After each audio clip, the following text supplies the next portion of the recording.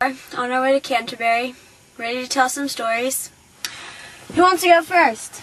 How about you, Allison? I'll go first. Okay. I will gladly tell you my story.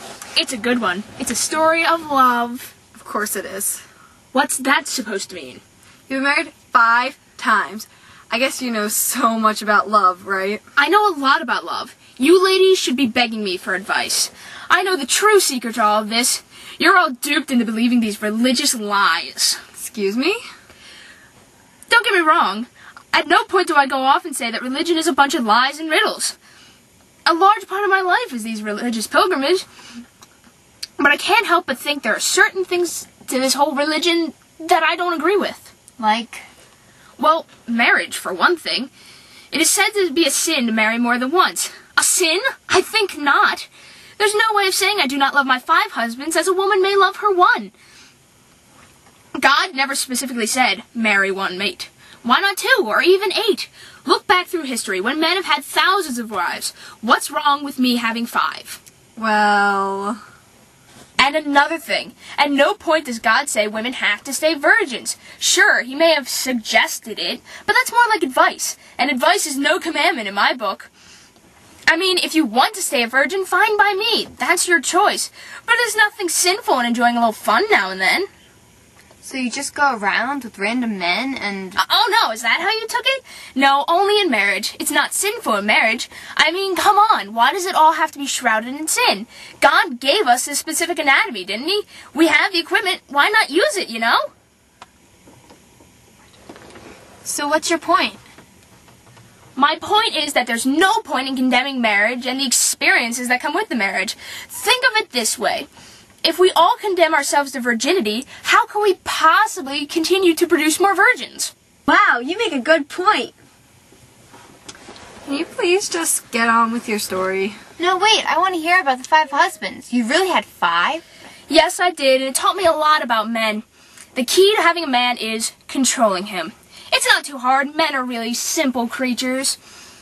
I had 3 good husbands and 2 bad ones. I guess they can't all be perfect. The 3 good ones were old and rich. That's the kind of man you want to go for. You can have anything in the world if you treat an old rich man right. I had them eating from the palm of my hand. Old fools, they gave me their gold and their land. A good wife can have a man doing whatever she wishes. I can't even count the number of times I made them believe they were in the wrong. Even if I had actually done the wrongdoing, by the time I was done talking, he was apologizing to me. No one can be so bold, well, I mean no man, at lies and swearing as a woman can. How did you control them? Easy. You build them up, you work them down, you use every aspect of your womanly charm and scorn. Men think they know exactly what's going on, but let's face it, they don't have a clue. So that's how the first 3 husbands came and went, bless their souls. They never had a clue I was tricking them into doing exactly what I wanted. But what about the last 2? Well, let me tell you about the last but one. He was a little perfidious, if you know what I mean. He cheated on you? Hard to believe a man would so willingly stray from me. Yes, he cheated on me, that lousy scum. Always sneaking away with that other woman. Well, I pretended to be unfaithful as well. I wasn't actually cheating on him, of course, but I sure tried to make him think that. Anyway, I remained the pure one in the relationship. Eventually, he died. Serves him right. I've been free of him for a while now. Next one? My last husband, possibly my favorite husband. He's the one I took for love and not wealth. He must have been so nice. He beat me. What? He didn't think too highly of women. You can imagine how I handled being belittled all the time. We actually met before my 4th husband died.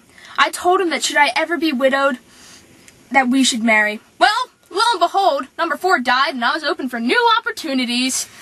I married him in less than a month, but I quickly came to find he was not the man who understood the true power of a woman.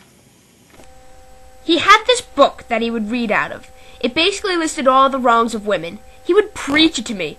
One day, I just couldn't take it anymore. I began to argue with him about that cursed book. Well, he certainly unleashed his fury. He began to beat me. Well, I had my limit. I pushed him right into the fireplace. He sounds horrible. It was true love. After he realized how hard he hit me, he apologized and listened to me from then on, and he burned that horrid book. So what happened to him? God bless his soul, he passed on his well. So you're on the hunt now for a new husband? On the hunt is now exactly how I would phrase it, but yes, I suppose. This is completely ridiculous and has nothing to do with anything. That's any place for you to say. Let the woman tell her story. Was that even her story? I couldn't tell. You were the one who wanted to hear about her husbands.